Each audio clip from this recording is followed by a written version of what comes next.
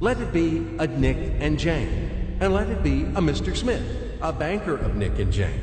They both keep their money in his bank.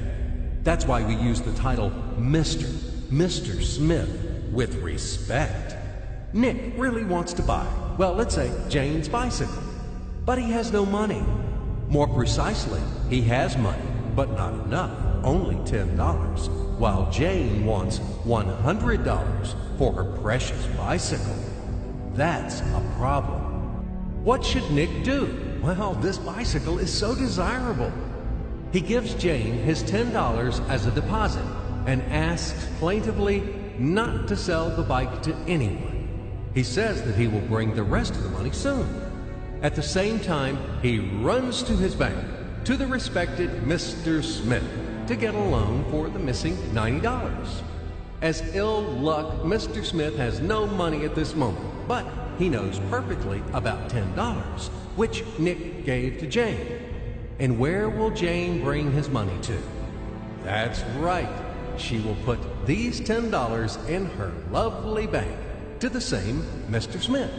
Therefore, Mr. Smith asks Nick to come back tomorrow in the hope that tomorrow he will get these $10.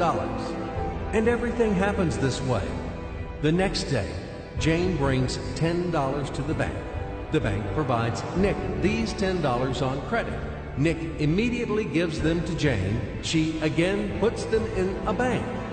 The bank again provides Nick these $10 on credit, etc.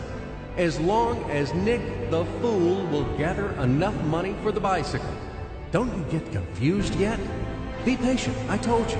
These demons have been trying to confuse you during 1,000 years. These damn economists and financiers. But anyway, we will figure everything out. So what do we have in the end? Nick finally got the bike from Jane. Wow! But at the same time, Nick owes $90 to the bank, Mr. Smith. And the bank, in its turn, owes $100 to Jane. In other words, those $10, which existed initially, have magically turned into $200, $190 of debts plus real $10. But these $10 would also turn into $1,000, even in a million or a billion, if Nick would make a more expensive purchase. In this case, our $10 would make the increasing number of its cycles, circuits from hands to hands. That's it. So, what happens in today's world? SOS! It appears that banks also make money out of thin air and multiply them. Not only Fed can produce money, but banks either.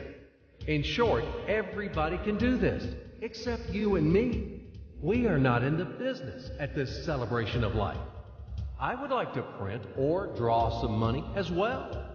In fact, these banks multiply money without any control. And we're still wondering why the banker lives better. What are naive fools are we? Now it is clear why. The one who produces the money, of course, lives better. But this is not enough. From this moment, poor Nick will never be able to repay his debts owed to the bank, no matter how hard he would work. Silly Nick doesn't know it yet, that he's in slavery to the bank, in credit bondage forever, because those $90, which he owes to Mr. Smith, do not exist in nature at all. Sly Mr. Smith made his money out of nothing. He created them out of thin air, just one click. And $10 turned into $200. Yes, but you can object